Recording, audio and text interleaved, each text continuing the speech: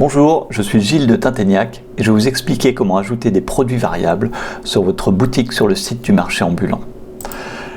Tout d'abord, c'est quoi un produit variable? C'est tout simplement un produit avec des variantes. Donc ces variantes, ça peut être le poids, le format, le conditionnement. Là, c'est vous qui connaissez vos produits. Donc on a envie de dire, c'est avant tout un choix éditorial, parce qu'on a vu dans une précédente vidéo qu'il y avait des produits simples, et finalement vous pouvez rentrer plusieurs produits simples pour représenter un même produit avec des variations. Et donc le produit variable va permettre de ne faire qu'un seul produit dans lequel les utilisateurs auront un menu déroulant qui permettra de choisir des variations. Alors souvent, ce qu'on va dire, c'est qu'on n'a qu'un seul attribut qui varie, c'est par exemple que le poids, ou que le format, ou que le conditionnement, si c'est des bouteilles. Bon.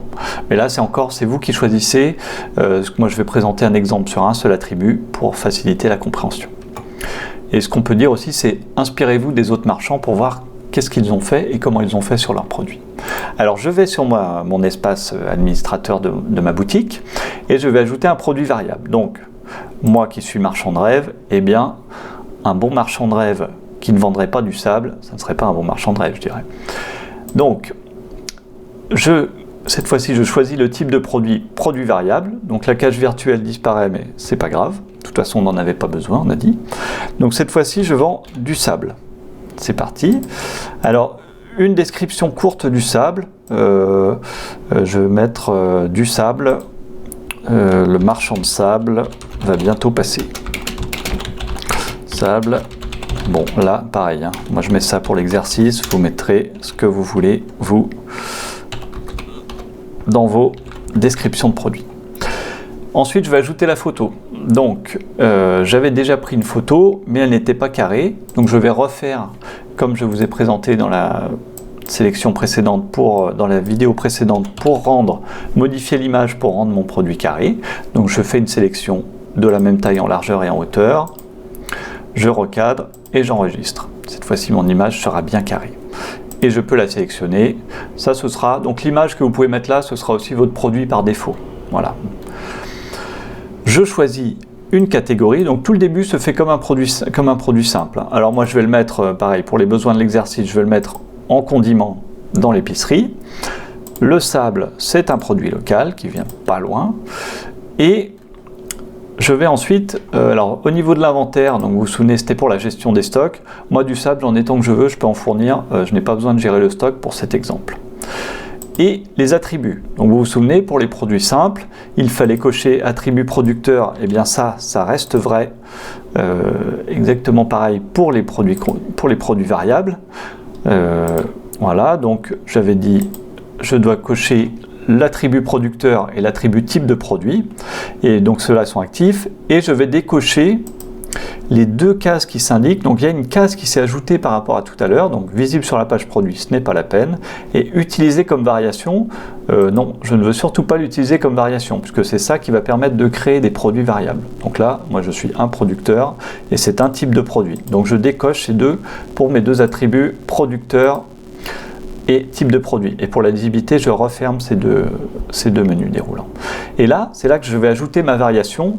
Pour cela, je définis d'abord un attribut. Donc moi, ce sera l'attribut poids, puisque je vais vendre du sable au poids. Et les valeurs, alors regardez, il y a un texte qui est écrit. En fait, là, vous allez mettre ce qui va apparaître comme la description de chaque variation. Donc moi, je vais vendre des bouteilles de 1 kg. Et pour les séparer, il faut faire une barre verticale qui est le symbole qui est souvent sous la touche 6 du clavier, accessible avec la touche Alt-GR. Voilà, bouteille de 1 kg et sac de 35 kg. Voilà, donc deux conditionnements bien différents. Et en fait ça, donc je vais ensuite renseigner un produit par variation que j'aurai rentré ici. Voilà, visible sur la page du produit, c'est mieux. Et c'est là où je vais l'utiliser comme variation et je le retrouverai après pour ajouter mes différents produits. Donc c'est là que ça va se jouer. J'étais dans le menu attribut. Il faut d'abord créer l'attribut qui va permettre de définir la variation, cocher la case utiliser comme variation et ensuite je vais dans le menu variation. Et là je me retrouve un peu comme dans une mini fiche produit dans laquelle je vais pouvoir renseigner mes différents produits, mes différentes variations de mon produit. Donc tout d'abord, vous avez un menu déroulant qui permet de choisir la valeur par défaut. Donc moi je vais dire que c'est la bouteille de 1 kg qui est par défaut. Et ensuite, vous avez une première, comme un petit encadré là, qui correspond à une fiche produit. Donc je vais mettre une bouteille de 1 kg. Vous pouvez avoir une gestion du stock individuelle pour ce produit-là. Je vais reprendre mon image de bouteille de 1 kg. Voilà, je vais mettre un prix de vente à 1 euro symbolique encore. Et je peux renseigner le poids ou la taille. Là, comme je connais le poids, c'est bien. Et je vais mettre une petite description aussi qui apparaîtra associée au produit. Et donc là, j'ai ma fiche pour ma fiche produit pour ma variation qui correspond à la bouteille de 1 kg. Je fais plus pour créer un deuxième produit. Donc la bouteille de 1 kg reste au-dessus. Et cette fois-ci, je vais faire mon sac de 35 kg. J'active. Je n'ai pas besoin de gérer le stock. Je vais choisir une image. J'en avais une qui est carrée, magnifique. Donc je n'ai pas à la redimensionner. Prix de vente, je vais vendre ça 10 euros. Et comme je connais le poids, autant le renseigner. Classe d'expédition, ça ne nous concerne pas pour le marché ambulant. Et je vais mettre une description, un sac de sable, 35 kg, idéal pour couler une petite dalle. Voilà. Donc, j'ai donc ajouté mon attribut et je le retrouve dans mes variations pour définir mes différents produits variables. Ensuite, comme d'habitude, je fais soumettre à la relecture. Donc, le produit va être soumis avec succès pour modération et il est indiqué en attente. Alors là, ce que je ne vous avais pas présenté, mais on peut aller voir ce que ça donne sur la boutique. Et donc c'est ce qu'on va faire pour voir justement que ce soit plus tangible cette histoire de variation. Donc je clique sur prévisualiser, le petit œil, et là je me retrouve sur ma fiche produit. Même si elle est en attente, moi je peux voir ce que ça donne. Donc ça c'est intéressant. Donc je vois, déjà on voit les produits variables ont un prix variable souvent, c'est normal. Et donc ça se représente, on voit deux prix avec un tiret qui représente un peu les fourchettes de prix min et max. Et là on voit que mon attribut poids que j'ai créé se retrouve et les variations sont là. Donc là par défaut j'avais choisi la bouteille de 1 kg. Si je prends le sac de 35 kg, hop, je change de produit et j'ai ma petite description qui s'est mise à jour en dessous. Et donc je peux ajouter ça au panier.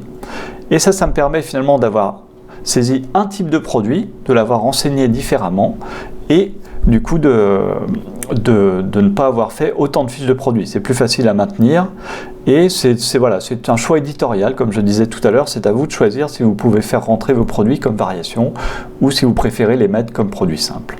Voilà. Alors je vous fais juste un petit rappel pareil pour la checklist ajout de produits variables. Donc pour 1 à 6, il faut suivre la checklist produits simples, c'est-à-dire que c'est renseigner les fiches de description, bien choisir les étiquettes et catégories avec les choix proposés, ne pas ajouter des mots-clés. Et puis en bas, c'est là où ça se précise, donc il faut ajouter un attribut par variation. Donc le poids, comme on a vu ici, ça pourrait être le format, un conditionnement si c'est des lots de bouteilles ou des lots de yaourt ou je ne sais pas. Et puis, une fois que vous avez défini cet attribut, vous pouvez renseigner les produits dans les variations. Voilà.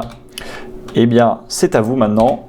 Je vous remercie encore pour vos bons produits et je vous dis à bientôt, peut-être pour une prochaine vidéo. Au revoir.